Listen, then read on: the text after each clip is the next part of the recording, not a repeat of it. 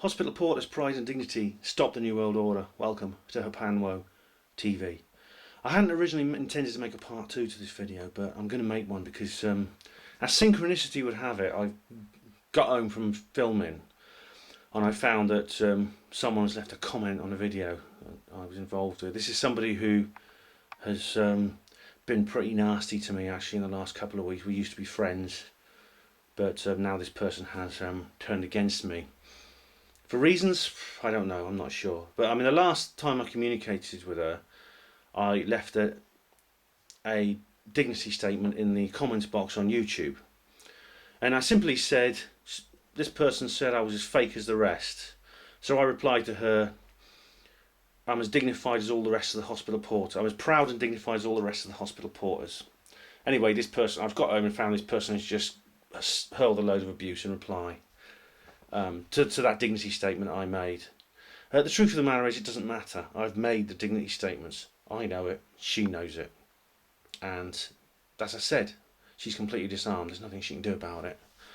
I just thought I'd share that with you because I think that's quite sort of synchronous, considering what what this I've just been filming about, making physical gestures in terms of dignity statements. I should add another thing. I was going to add something else anyway. I forgot to add in the first film, and I wasn't going to make another film because I thought it wasn't enough to justify its own film. But this came up, and I thought I'd put the two together. So basically, I made a dignity statement to this horrible woman who's been really nasty to me, and I feel a lot better for it. So it's just a perfect example. She's replied with a mouthful of abuse. Doesn't matter. I've made the dignity statement. I'm not going to reply to her abuse.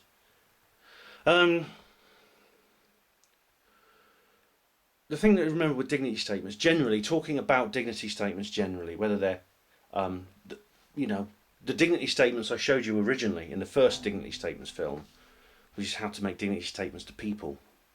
In the second dignity statements film, I showed you how to respond if your boss, your head porter or your civilian boss, calls you into your office and tries to pull you up for making a dignity statement. In part 3, which you've just seen, I explain how you can make dignity statements without words, just with gestures, with body language.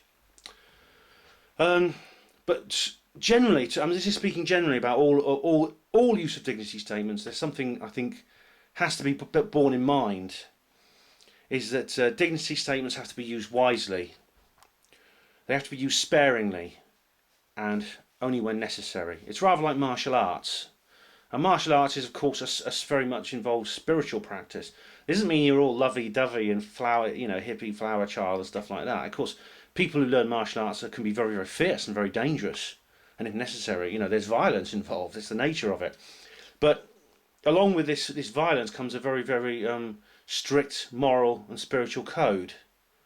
That is that it should only be used when necessary for defence in appropriate circumstances. And the same goes for dignity statements. Use them with temperance, okay? You don't do them all the time, just now and again. Even with people you don't like, don't do them all the time. Just do them maybe once a week or something, or at times when it feels right. You'll know when it feels right. You'll just get that sense inside you, and circumstances will put you in a position where you will know when it's the right time to make one and when it's not. All right. So don't make a dignity statement with every nasty person you see every time you see them. Just make them at appropriate times. And as I said, you don't need to fuss around making plans about what's appropriate and what's not. You'll know.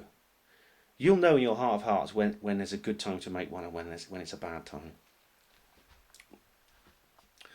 And another thing, only make them at people who deserve it. As with martial arts, this is there has to be an ethical code with this.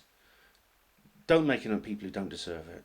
There are so many nice people out there who I'd never make a dignity statement at because they don't deserve it. I only save it for the people I think do deserve it. The people who've given me a hard time, the people who've been nasty to me, people who need to be put in their place. Those are the only people, they and they alone, I use dignity statements with. I've made there's many people I've known at the hospital I love and are closer to me than anyone else in the world. I mean, the bond you actually build with people in a hospital situation, whether portering or nurses and doctors and things, is something unique to that situation. It's very, very strong. You know, you'll in the hospital. I've become closer to some people than I've ever been to anyone else. And there's people I've loved, and there's people I never do anything to harm. There's people I fight with my life to defend. It's not them. It's the small minority. It only has to be a few. It only has to be one, actually. That are unpleasant, that are nasty, are cruel. Those are the people I use dignity statements on, and no one else. Well, thanks for watching Hapanwo TV once again. There's more coming. Hospital porters, pride and dignity, stop the New World Order.